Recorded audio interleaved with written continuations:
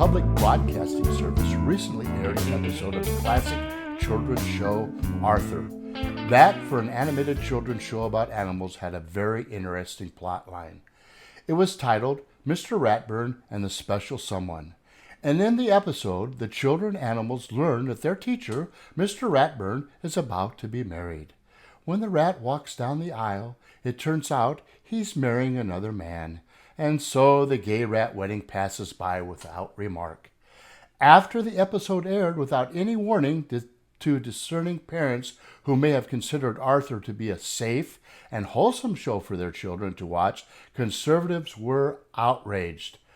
The Reverend Franklin Graham and Tom Perkins, president of the Family Research Council, spoke out against the show. The state of Alabama, in fact, even decided against airing the show entirely on Alabama Public Television. The creator of Arthur, Mark Brown, when faced with criticism of the episode, explained, "That's not the kind of world we want to live in, and we want children educated so they can see there's not just one type of family." It's one thing for privately funded television shows to use their own money to push this kind of garbage, and we know they certainly do. But public television is paid for by us. This should not be.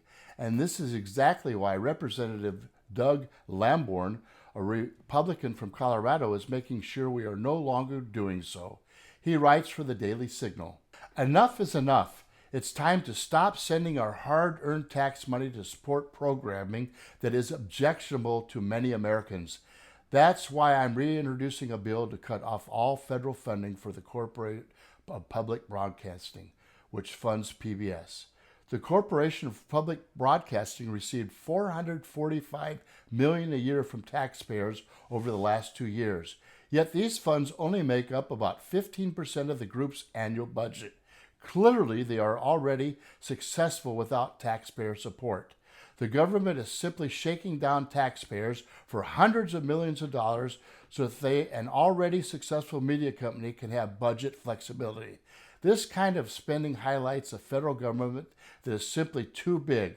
From a constitutional standpoint, there is no reason that a single dollar should be given to subsidize a public media company, even if its programs did not contain objectionable elements."